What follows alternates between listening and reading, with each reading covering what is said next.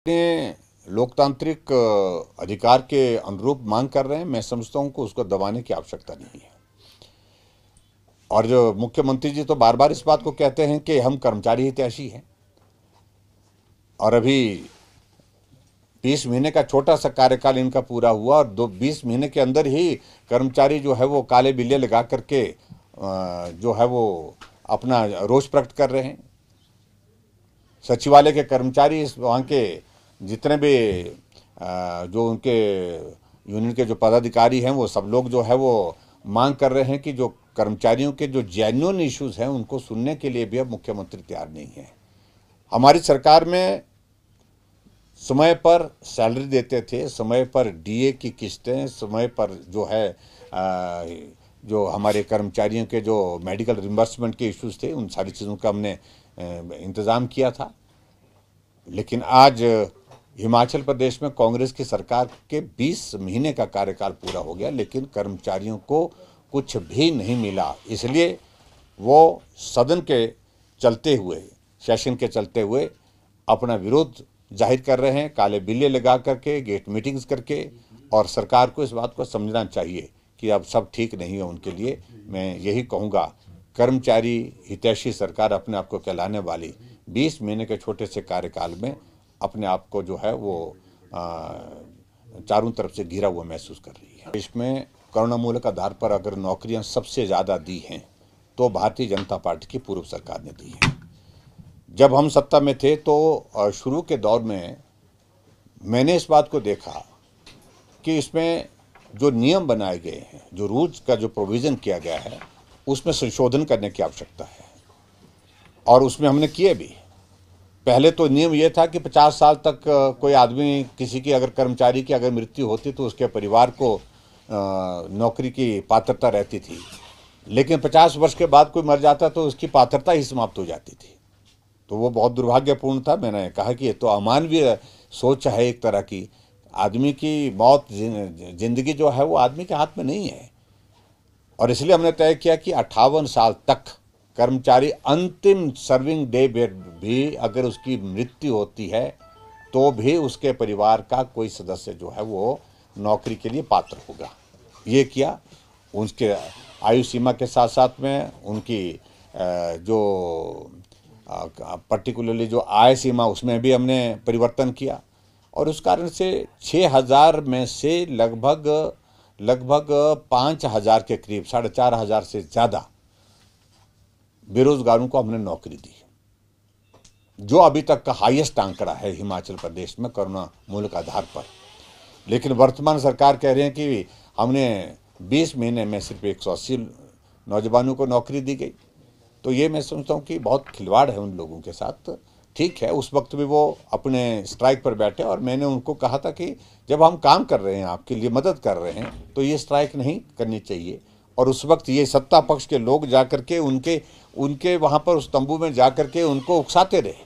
आज वही लोग हमको कह रहे हैं कि हमने गलत किया है, हमको उस तरह से नहीं करना चाहिए था जिस प्रकार से हमने पिछली सरकार में इन लोगों को कहने पर किया है। और आज वो पछता रहे हैं कि वर्तमान सरकार तो उनकी बातों को सुन ही नहीं रही है, उनकी बातों को मान ही नहीं रही है। और आज जिस प्रकार से मुख्यमंत्री जी ने कहा कि हमने कमेटी कॉन्स्टिट्यूट की है, और कमेटी की रिपोर्ट आने के बाद हम जो 6 महीने के बाद, देखिए आज तक के इतिहास में हिमाचल प्रदेश में यही हुआ है कि जो टाइम फ्रेम या जो भी बातें कही हैं वो जो है वो सत्य साबित नहीं हुई है। ये हकीकत है कि ये बात अब उचित नहीं है।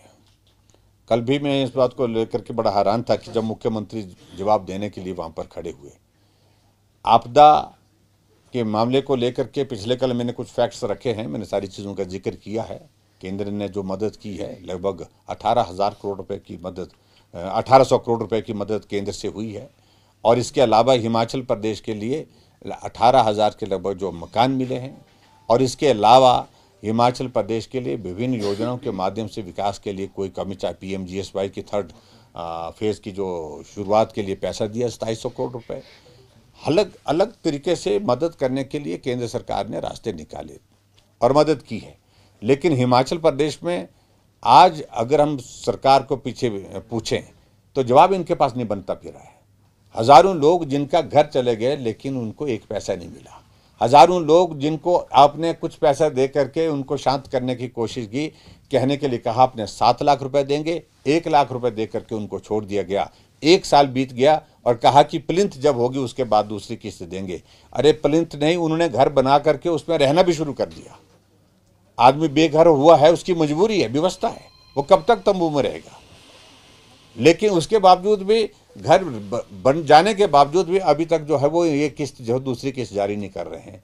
और अभी हाल ही में जो नुकसान हुआ है हिमाचल प्रदेश में, जिसमें 70 से ज़्यादा लोगों की दुखद मृत्यु हुई है, बहुत जगह गांव बह करके चले गए हैं, वहाँ के बारे में सरकार अभी तक शांत है, अभी तक बोल नहीं रही है। कल कह रहे हैं कि अभी तो बरसात चली हुई है, अभी तक हम बरसात का इंतज़ार करेंगे, मतलब और घरों के बहने का इंतज़ार करेंगे, उसके बाद अनाउंस करेंगे। हमने कहा कि 7 लाख रुपए पिछली बार आपने एक घर के लिए देने की बात कही, तो अब की बार भी आपको 7 लाख रुपए देने चाहिए, क्योंकि मुख्यमंत्री समझ गए और वहां कहा कि 1.5 लाख रुपए देंगे। ये मुख्यमंत्री जी अपने स्टेटमेंट है। तो आप कितनी बार झूठ बोलेंगे, कितना झूठ बोलेंगे। और खासतौर से ऐसे लोगों के लिए जो आपदा में बहुत बुरी तरह से पीड़ित हैं, बहुत परेशानी के दौर में से गुजर रहे हैं, उनको भी झूठ बोल रहे हैं। और दूसरी बात, तो 4,500 करोड़ रुपए की हिमाचल प्रदेश में उन्होंने कहा कि भी हमने 4,500 करोड़ रुपए हिमाचल प्रदेश में एक पैकेज देने की बात कही है। उस 4,500 करोड़ रुपए से जब हमने पूछा कि मुख्यमंत्री जी आप बताइए, हमको बताइए कि आपने उसमें से स्टेट गवर्नमेंट की ओर से कितना पैसा दिया। सारा का सारा पैसा वो है जो केंद्र सरकार ने दिया अभी तक, और बहुत कम पैसा मिला है। बहुत लोगों को अभी तक भी उम्मीद है, हम जाते हैं एप्लीकेशन देते हैं लोग कि हमारी ज़मीन चले गई, हमारा बगीचा चला गया, हमारे पशुशाला चली गई, लेकिन उसके बावजूद एक पैसा अभी तक मिला नहीं है। देखिए, कर्मचारी अपने लोकतांत्रिक अधिकार के अनुरूप मांग कर रहे हैं। मैं समझता हूं कि उसको दबाने की आवश्यकता नहीं है।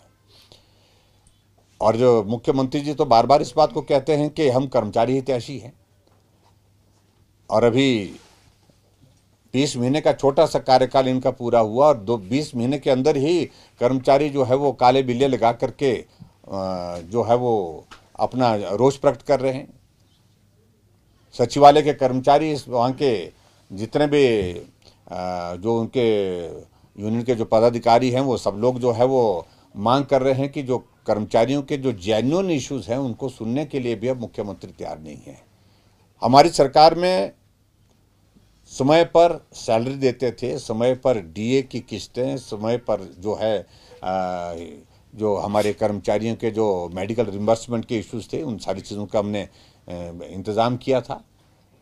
लेकिन आज हिमाचल प्रदेश में कांग्रेस की सरकार के 20 महीने का कार्यकाल पूरा हो गया, लेकिन कर्मचारियों को कुछ भी नहीं मिला। इसलिए वो सदन के चलते हुए, सेशन के चलते हुए अपना विरोध जाहिर कर रहे हैं, काले बिल्ले लगा करके, गेट मीटिंग्स करके। और सरकार को इस बात को समझना चाहिए कि अब सब ठीक नहीं है उनके लिए। मैं यही कहूँगा, कर्मचारी हितैषी सरकार अपने आप को कहलाने वाली 20 महीने के छोटे से कार्यकाल में अपने आप को जो है वो चारों तरफ से घिरा हुआ महसूस